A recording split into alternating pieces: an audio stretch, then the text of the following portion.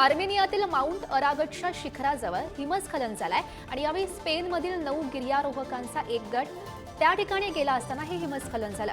यात हे 9 गिर्यारोहक 4000 मीटर शिखराजवळ अडकलेले होते। त्यांना वाचवण्यासाठी बचाव पथक त्या ठिकाणी दाखल झालेलं होतं आणि यावेळी बचाव पथकाला 9 पैकी 8 गिर्यारोहकांना बाहेर काढण्यात यश आलंय। अफाट प्रयत्नानंतर बुधवारी एका गिर्यारोहकाचा मृत्यू झाल्याची पुष्टी करण्यात आली। इटलीतील नेपल्स आणि आजूबाजूच्या परिसरात 4.4 रिश्टर स्केलच्या तीव्रतेचा भूकंप झाला। गेल्या 4 दशकातील हा सर्वात मोठा भूकंपाचा धक्का आहे। स्थानिक वेळेनुसार पहाटे 1:25 आलेल्या या भूकंपामुळे घाबरलेले रहिवासी रस्त्यावर उतरलेले होते आणि अनेकांनी आपापल्या कारमध्ये रात्र काढल्याचं बघायला मिळालं। त्यामुळे परिसरात भीतीचं वातावरण खरं तर पसरलेलं होतं। नागरिकांना काळजी घेण्याचं आवाहन आता करण्यात आलंय। लॉन्चपॅडच्या समस्येमुळे स्पेसएक्सनं नासाच्या अडकलेल्या 2 अंतराळवीरांच्या जागी बुधवारी आंतरराष्ट्रीय अंतराळ स्थानकाकडे जाणारा उड्डाण आता लांबणीवर टाकलाय। बुच विल्मोर आणि सुनीता विल्यम्स 9 महिन्यांच्या कक्षेनंतर मायदेशी रवाना होण्यापूर्वी नवीन क्रूला आंतरराष्ट्रीय अंतराळ स्थानकामध्ये पोहोचणं आवश्यक आहे। नासाच्या केनेडी स्पेस सेंटरमधून फाल्कन रॉकेटच्या नियोजित सायंकाळच्या उड्डाणाच्या 4 तासांपूर्वीच महत्त्वपूर्ण हायड्रोलिक प्रणालीबद्दल चिंता निर्माण झाली। जगातील सर्वात मोठे सैन्य असलेला चीन आता जगातील सर्वात वेगानं अणुबॉम्ब बनवतोय। अमेरिकेच्या फेडरेशन ऑफ अमेरिकन सायंटिस्टनं आपल्या ताज्या अहवालात म्हटलंय, चीनच्या एकूण अणुबॉम्बची संख्या आता 600वर येऊन पोहोचली आहे। एवढंच नाही तर हे बॉम्ब डागण्यासाठी चीन मोठ्या प्रमाणावर क्षेपणास्त्र आणि अणुबॉम्बवर सुद्धा बनवत आहे। जगात एकूण 9 खरं तर अण्वस्त्र समृद्ध देश आहेत। त्यापैकी चीन हा एकमेव देश आहे ज्यानं NPTवर स्वाक्षरी केली आहे आणि इतक्या वेगानं अणुबॉम्ब बनवतोय। युक्रेनच्या रशियावरील ड्रोन हल्ल्यानंतर आता रशियानं युक्रेनवर बॅलिस्टिक क्षेपणास्त्रानं हल्ला केला।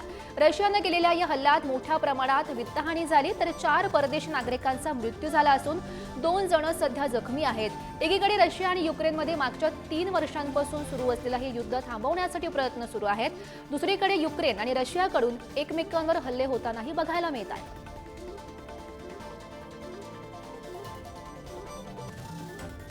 एकीकडे युक्रेन शांततेसाठी युद्धबंदीचा प्रस्ताव सादर करत आहे, दुसरीकडे रशियाच्या सैन्यावर हल्ला सुरूच ठेवल्याचं बघायला मिळालं। रशियाचे अध्यक्ष व्लादिमीर पुतीन यांचं सैन्य कुर्स्कवर पुन्हा ताबा मिळवण्याचा प्रयत्न बघायला मिळतोय।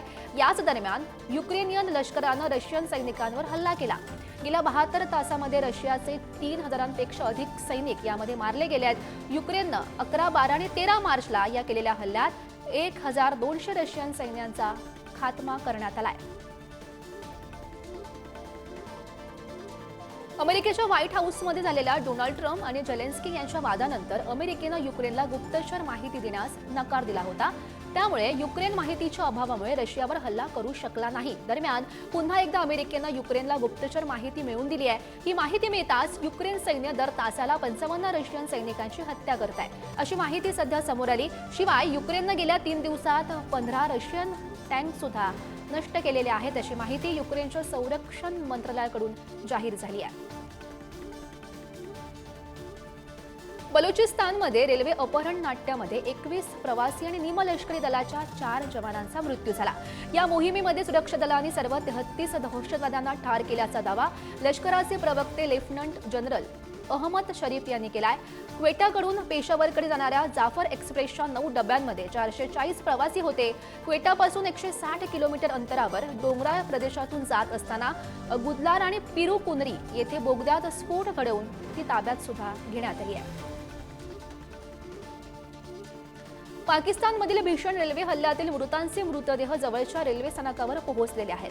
क्वेटाहून पेशावरला जाणाऱ्या रेल्वेत ठार झालेल्या निमलष्करी दलाच्या 4 जवानांसह 25 बंधक प्रवाशांचे मृतदेह पाकिस्तानमधील अधिकाऱ्यांनी पाठवलेले आहेत। सुरुवातीला पाकिस्तानमध्ये बंडखोरांनी 440 प्रवाशांना घेऊन जाणाऱ्या प्रवासी रेल्वेवर हल्ला केला आणि यामध्ये 21 बंधकांची हत्या सुद्धा केली। त्यानंतर सुरक्षा दलांनी सर्व 33 हल्लेखोरांना ठार केलाय आणि इतर सर्व प्रवाशांची सुटका केली आहे।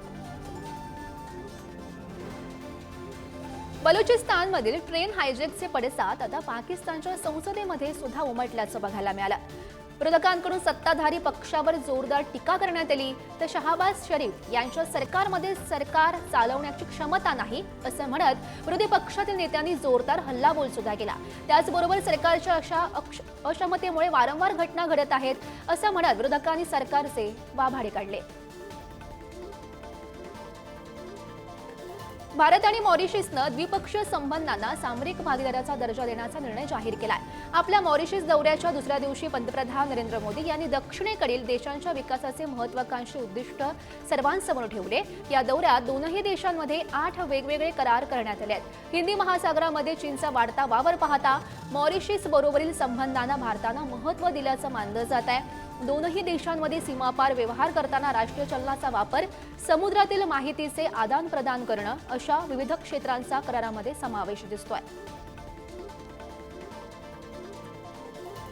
रशियाकडून युद्धबंदीला मान्यता देण्यासाठी अमेरिकेसमोर 4 अटी ठेवण्यात आल्यात। यामध्ये युक्रेनला नाटो सदस्यत्व न देणं, तसंच रशियाविरुद्ध कोणतेही आंतरराष्ट्रीय सैन्य गट युक्रेनमध्ये आपला लष्कर तैनात न करणं, रशियानं ताबा मिळवलेल्या क्रिमिया, डोनेस्क, लुहान्स्क, झापोरिझिया आणि खेर्सॉन या 4 भागांना आंतरराष्ट्रीय मान्यता देणं आणि नाटोचा विस्तार थांबवणं या अटी खरं तर ठेवलेल्या आहेत। त्यामुळे अमेरिकेसमोर मोठं संकट आता निर्माण झालंय। त्यामुळे अमेरिका नेमका काय निर्णय घेणार हे आता बघणं महत्त्वाचं असेल। रशियाचे राष्ट्राध्यक्ष व्लादिमीर पुतीन यांनी युक्रेनच्या सीमेवरील रशियाच्या कुर्स्क प्रांताला भेट दिली। यावेळी पुतीन लष्कराच्या गणवेशात बघायला मिळाले।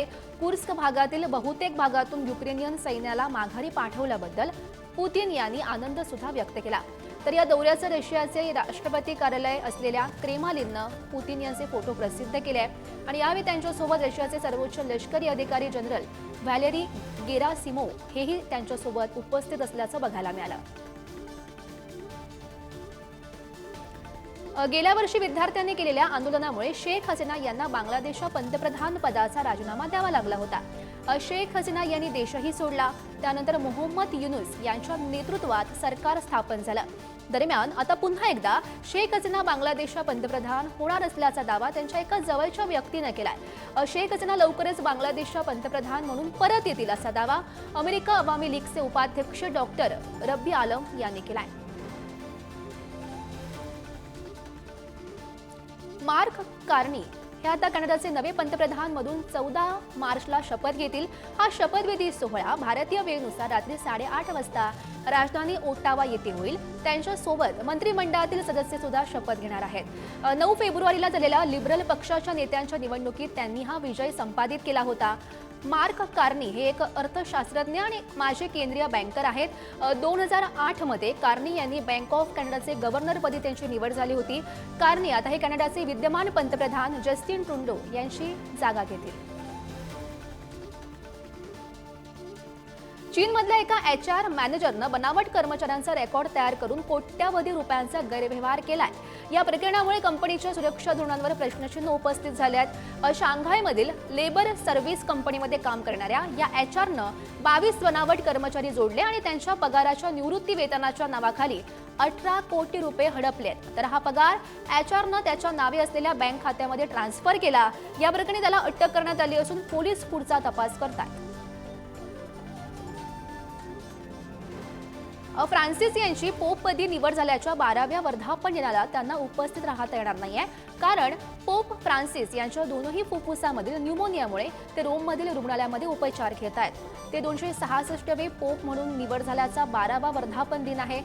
सध्या त्यांची प्रकृती स्थिर असल्याची माहिती खरं तर मिळालेली आहे आणि वर्धापन दिनी विविध कार्यक्रमांचं आयोजन सुद्धा करण्यात आल्याचं बघायला मिळत आहे। भारत पाक सीमेवर BSF सुरक्षा रक्षकांनी होळी साजरी केली। जैसलमेरहून पाकिस्तानला लागून असलेल्या सीमेवर तैनात BSF जवान, महिला जवान आणि अधिकारी होळीचा सण मोठ्या उत्साहात साजरा करतायत आणि होळीच्या निमित्तानं जवानांना एकटेपणा जाणवू नये यासाठी BSFचे वरिष्ठ अधिकारी सुद्धा त्यांच्यासोबत होळी साजरी करण्यासाठी सीमेवर येऊन पोहोचले। अधिकाऱ्यांनी सैनिकांना रंग लावत मिठाई सुद्धा दिली आणि यावेळी जवानांनी आपल्या अधिकाऱ्यांना खांद्यावर उचलून भारत माता की जयच्या घोषणा सुद्धा दिलेल्या आहेत। हिमाचल प्रदेशच्या धर्मशालामध्ये निर्वासित तिबेटी महिला धर्मशाळा येथे तिबेटी राष्ट्रीय महिला उठाव दिनाच्या 66व्या वर्धापन दिनानिमित्त एकत्र आल्या। तिबेटच्या स्वातंत्र्यासाठी तिबेटी महिला कार्यकर्त्यांनी चीन विरोधात निषेध मोर्चा काढला। तिबेटियन वुमन्स असोसिएशन येथे हा निषेध मोर्चाचं आयोजन करण्यात आलं होतं आणि यामुळे महिलांनी मोठ्या प्रमाणात सहभाग सुद्धा नोंदवल्याचं बघायला मिळालं।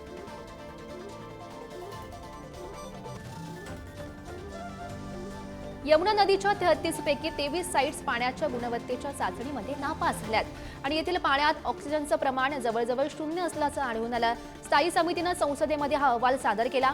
हा अहवाल 33 ठिकाणांच्या देखरेखीखाली आधारे हा बनवण्यात आलाय। यामध्ये दिल्लीतील 6 ठिकाणांचा सुद्धा समावेश आहे। पाण्यामध्ये विरघळलेल्या ऑक्सिजनची पातळी शून्य असल्याचं आढळून आलेलं आहे आणि या अहवालानुसार 33 देखरेख स्थळांपैकी उत्तराखंड आणि हिमाचल प्रदेशमधील प्रत्येकी 4 स्थळं पाण्याच्या गुणवत्तेचे निकष पूर्ण करतात, तर हरियाणातील सर्व 6 ठिकाणं अयशस्वी ठरलेली आहेत। राजस्थानमध्ये महिलांच्या सक्षमीकरणासाठी लखपती दीदी अशा विविध योजना राबवल्या जात आहेत। दिव्यांग तरुणांना आधार देण्यासाठी यावर्षी 2000 स्कूटी सुद्धा देण्यात आल्यात, अशी माहिती राजस्थानचे मुख्यमंत्री भजनलाल शर्मा यांनी दिली। येत्या वर्षभरात 2500 तरुण दिव्यांगांना स्कूटी देण्यात येईल। लखपती दीदी योजनेअंतर्गत केवळ 1.5% व्याजदरानं कर्ज आणि लाडू प्रोत्साहन योजनेअंतर्गत 1 लाख रुपये वाढवून 1.50 लाख रुपये करण्यात येत आहेत, असंही त्यांनी स्पष्ट केलं। रिलायन्स जिओनं भारतामध्ये स्टारलिंक हायस्पीड सॅटेलाइट इंटरनेटसाठी एलॉन मस्क यांच्या स्पेसएक्स सोबत करार केलाय। या माध्यमातून स्टारलिंक सॅटेलाइट इंटरनेटला भारतात आणण्याची तयारी करण्यात आली आहे। स्पेसएक्सला केंद्र सरकारनं भारतामध्ये स्टारलिंकची सेवा देण्यासाठी मंजुरी दिल्याचं सुद्धा या कराराची अंमलबजावणी होऊ शकेल। मंगळवारी एअरटेलनं स्पेसएक्स सोबत करार केला होता। या करारामुळे स्पेसएक्सला भारतात स्टारलिंक जिओच्या माध्यमातून विकता येईल। हरियाणातील निवडणुकीमध्ये भाजपनं बाजी मारली आहे। विधानसभा निवडणुकीपाठोपाठ हरियाणात स्थानिक स्वराज्य संस्थांच्या निवडणुकीमध्ये भाजपानं दणदणीत विजय संपादित केला। राज्यातील 10 पैकी 9 महापौरपदं पक्षानं पटकावली। विधानसभा निवडणुकीनंतर 6 महिन्यात काँग्रेसला येथेही धक्का बसला। यापूर्वी भाजपकडे 7 महापौरपदं होती। काँग्रेसला एकाही ठिकाणी यश काही मिळालं नाही। सोनीपत येथे काँग्रेसचा महापौर होता, तेथेही त्यांचा पराभव झाला। काँग्रेसचे ज्येष्ठ नेते भूपिंदर सिंग हुडा यांचे प्रभाव क्षेत्र मानलं जात असलेल्या रोहटकमध्ये सुद्धा भाजपनं बाजी मारली आहे। गुजरातमध्ये भारत पाकिस्तान आंतरराष्ट्रीय सीमेपासून 1 किलोमीटर अंतरावर अपारंपरिक ऊर्जा प्रकल्पाला मान्यता देताना राष्ट्रीय सुरक्षा नियम शिथिल करण्यात आले आहेत का, असा सवाल विरोधकांकडून विचारण्यात आला। मात्र केंद्र सरकारला अडचणीमध्ये आणणाऱ्या प्रश्नावर केंद्रीय मंत्री प्रल्हाद जोशी यांनी समाधानकारक उत्तर न दिल्याचा आरोप करत लोकसभेतून विरोधकांनी सभात्याग केलाय। त्यापूर्वी या मुद्द्यावर प्रामुख्यानं काँग्रेस आणि द्रमुकच्या सदस्यांनी जोरदार घोषणाबाजी सुद्धा केल्याचं बघायला मिळालं।